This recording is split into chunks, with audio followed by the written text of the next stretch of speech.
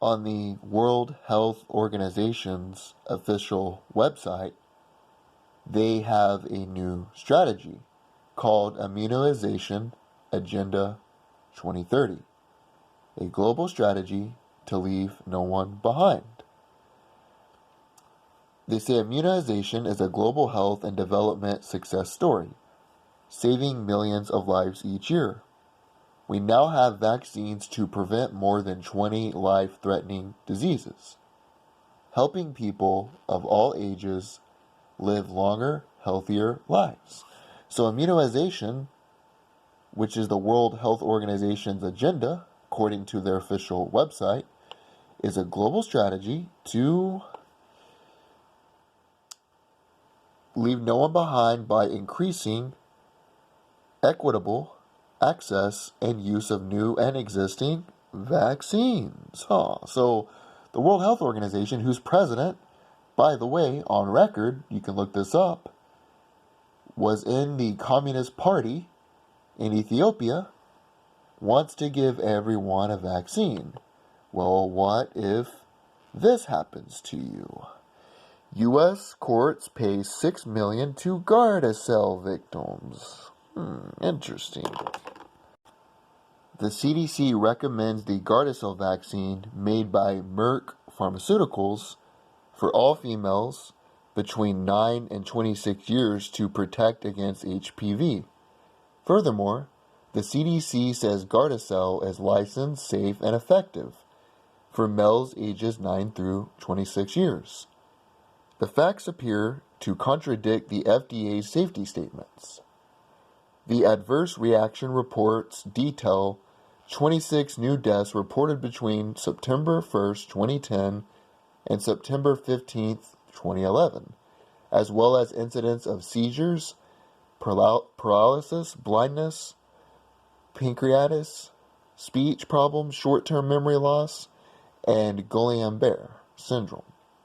The documents come from the FDA's Vaccine Adverse Event Reporting System, which is used by the FDA to monitor the safety of vaccines. So, the CDC said Gardasil is, quote, licensed, safe, and effective. But, from September 1st, 2010, and September 15th, 2011, there were 26 deaths. Now, who paid for it? We already know, based upon this article, that the health professionals were wrong and that the World Health Organization wants to give everyone a vaccine. That's their goal, right? Well, let's look at this bill right here. This bill was passed in 1986 during the Reagan administration. It is H.R. 5546 of the 99th Congress. This is congress.gov. It's the official bill. I try to go to the specific sources if possible. In this bill, and subtitle 2 right here, let me clear this here, National Vaccine Injury Compensation Program, Part A Program Requirements, establishes the National Vaccine Injury Compensation Program as an alternative remedy to judicial action for specified vaccine-related injuries. What does that mean?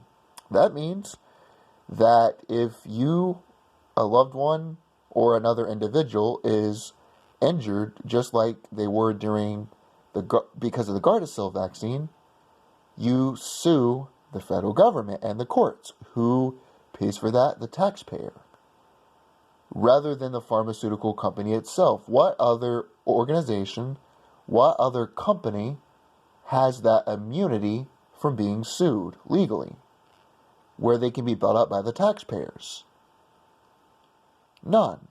They are the only type of company, big pharma, that can be not held liable financially for the vaccinations. Now, a couple other things to note. Why is there not a vaccine for the common flu? That's because the common flu mutates each year and it ends up changing itself a little bit and adapting because bacteria is a living organism. It mutates a little bit where it can attack your cells more because you build antibodies, white blood cells, which are antibodies to fight against bacteria. Well, the common cold adjusts to that and adapts. If you create a vaccine, how is that even possible if the bacteria adapts and it becomes an annual thing? Just something else for you to think about pertaining to vaccines.